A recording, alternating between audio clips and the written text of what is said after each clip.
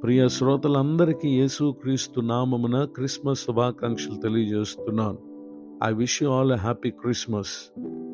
నేటిదిన వాక్య ధ్యానం కొరకు లూకా సువార్త 2వ అధ్యాయము 11వ వచనంలో రాయబడిన వాక్యాన్ని చదువుకుందాం. దావీదు పట్టణమందు నేడు రక్షకుడు మీ కొరకు పుట్టి ఉన్నాడు, ఈయన ప్రభు అయిన క్రీస్తు. చదవబడిన ఈ వాక్య భాగంలోని దీవెన నా ప్రియులకు మీరందరూ పొందుదురుగాక. యేసుక్రీస్తు ప్రభువారు మానవులందరికీ రక్షకుడిగా ఉండే నిమిత్తమై ఆయన వచ్చి ఉన్నారు.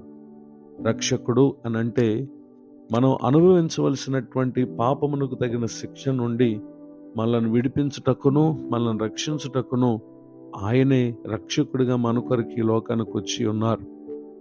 ఆయన ద్వారా తప్ప మనకు ఏ విధముగాను మన పాపములకు క్షమాపణ లేదు. మన పాపం వలన వచ్చు శిక్ష నుండి విడిపించబట్టుకు అవకాశం కూడా లేదు. ఆ కారణాన్ని బట్టియే యేసుక్రీస్తు ప్రభువారు మన కొరకు ఈ లోకానికి శరీరధారిగా రక్షకునిగా మన కొరకు ఆయన వచ్చి ఉన్నారు. ఒకవేళ ఆయన రాకపోతే మన జీవితాలు ఇంకనూ పాపములోనే ఉండేవి.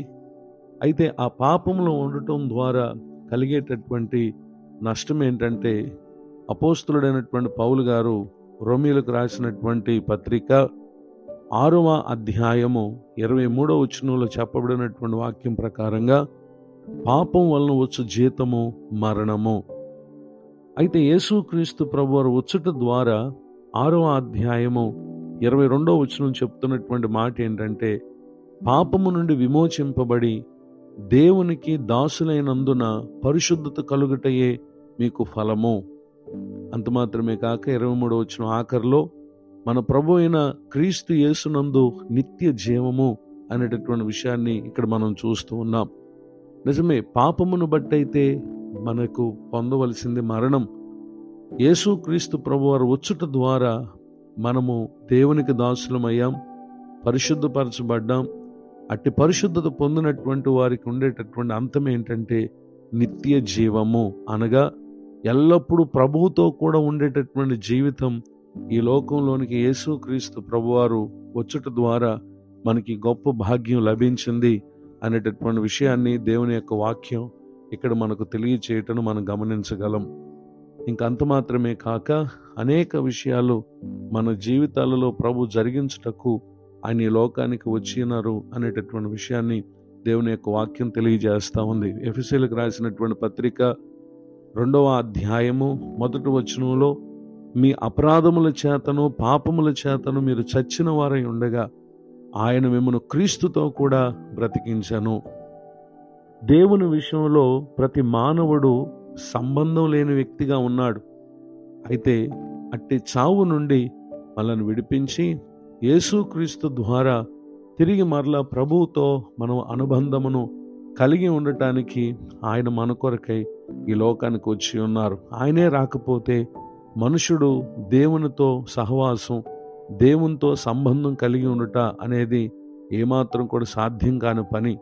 ఎఫెసీ పత్రిక 2వ అధ్యాయము 13వ వచనంలో, మునుపు దూరస్తులైన మీరు ఇప్పుడు క్రీస్తు యేసునందు క్రీస్తు రక్తం వలన సమీపస్తులై ఉన్నారు అనేటటువంటి విషయాన్ని ఇక్కడ దేవుని యొక్క వాక్యం తెలియజేస్తూ ఉంది.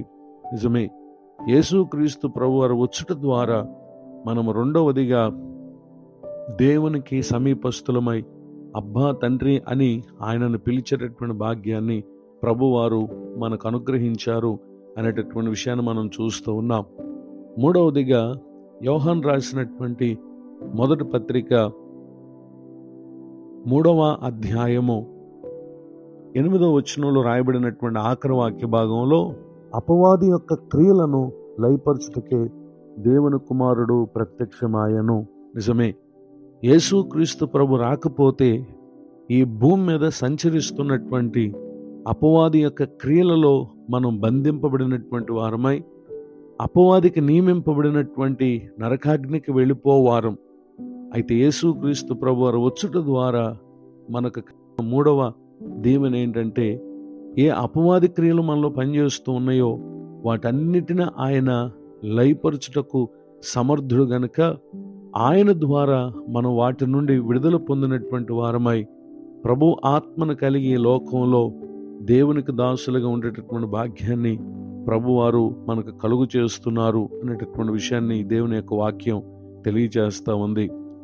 4వదిగా యోహాను రాసినటువంటి మొదటి పత్రిక 4వ అధ్యాయము 9వ వచనంలో మనం ఆయన ద్వారా జీవించినట్లు దేవుడు తన అద్వితీయ కుమారుని లోకములోనికి పంపెను అనేటటువంటి విషయాన్ని మనం చూస్తూ ఉన్నాం. భూమి మీద యేసుక్రీస్తు ప్రభువారితో మనకు జీవితం లేకపోతే ఎప్పుడో మనం మరణమైపోవలసినటువంటి వారం. అయితే జీవం లేని మనకు యేసుక్రీస్తు ద్వారా ఆయన మనకు జీవాన్ని ఇస్తున్నారు. అంత మాత్రమే కాక ఎప్పుడు ఈ లోకాన్ని విడిచిన నిత్య రాజ్యాన్ని అనగా పరలోకపు రాజ్యాన్ని ఆయన మనకు అనుగ్రహించేటటువంటి నమ్మదగినటువంటి దేవుడిగా యేసుక్రీస్తు ప్రభువారు ఉన్నారు. వీటన్నిటిని బట్టి యోహాను గారు ఈ పత్రికలో సంఘానికి తెలియజేసినటువంటి అద్భుతమైన మాట ఏంటంటే, యోహాను రాసినటువంటి మొదటి పత్రిక 4వ అధ్యాయం 14వ వచనంలో, తండ్రి తన కుమారుని లోకరక్షకుడిగా ఉండుటకు పంపి ఉండటం మేము చూచి సాక్ష్యం ఇచ్చుచున్నాము అని చెప్పి ఇక్కడ తెలియజేస్తున్నారు. నిజమే, యేసుక్రీస్తు ప్రభువారిని గురించి అతడు చూచిన వ్యక్తిగా సాక్ష్యం ఇస్తా ఉన్నాడు. ఆయన లోకరక్షకుడు అని, అనగా లోకంలో ఉన్న ప్రతి వ్యక్తికి ఆయన కావలసినటువంటి వారై ఉన్నారు. ఈ మాటలు వింటున్నటువంటి నా ప్రియ సహోదరి సహోదరులు, యేసుక్రీస్తు ప్రభువారు గనక రాకపోతే మనకు పాపక్షమాపణ లేదు. పాపం వలన వచ్చి జీతమై ఉన్న మరణాన్ని పొంది నిత్య నరకానికి వెళ్ళవలసినటువంటి వారము గనక ఆయన వచ్చి మనకు పరిశుద్ధతను పాప విమోచనను కలుగు చేసి నిత్య జీవానికి కారణమైనటువంటి దేవుడిగా ఉన్నారు.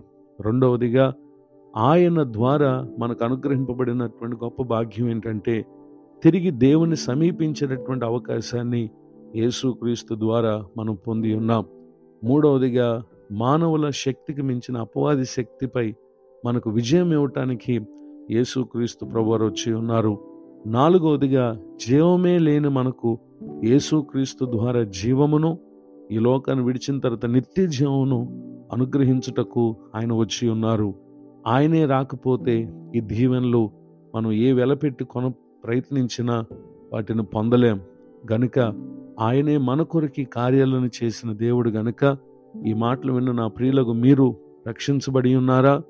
ఇంకా రక్షణ పొందిన వారుగా ఉంటే ఈ దీవెనలు పొందుటకు నేటి శుభదినాన మిమ్మల్ని మీరు ప్రభువుకు అప్పగించుకుని ఆయన మన కొరకు ఉద్దేశించిన ఈ రక్షణను ప్రతి ఒక్కరు పొందగలరని కోరుతూ ఈ మాటలు ముగిస్తున్నాను. ప్రార్థన. కృపగలిగిన మా తండ్రి, మీకు వందనాలు. నేడు విన్న ఈ మాటల ద్వారా మా ప్రియుల ఆత్మకు జీవమును, అలానే నిత్య జీవను పొందుటకై వారిని దర్శించండి. దైవజనులను, వారి కుటుంబాన్ని, సేవా పరిచయం దీవించండి. కృంగిన వారిని, దుఃఖితులను లేవనెత్తండి. నేడు మరి ఒక నూతన సంవత్సర దయాకిరీటాన్ని పొందిన మా ప్రియులను మీరు ఆశీర్వదించండి. ముందున్న కాలమంతా అందరికీ మీ కృపాక్షేమములు ఇచ్చి మీరు అనుగ్రహించిన రక్షణ పొందిన వారే గొప్ప రక్షణ అనగా మీరు మేఘారుడైన మధ్యాకాశానికి వచ్చినప్పుడు మిమ్మల్ని కలుసుకునే ఆ జీవితాన్ని జీవించుటకు మా ప్రియులందరినీ దీవించమని యేసుక్రీస్తు నామములో ప్రార్థిస్తున్నాను తండ్రి. ఆమేన్. తండ్రి, కుమార, పరిశుద్ధాత్మ దేవుడు తోడు నడిపించును గాక. ఆమేన్. నేడు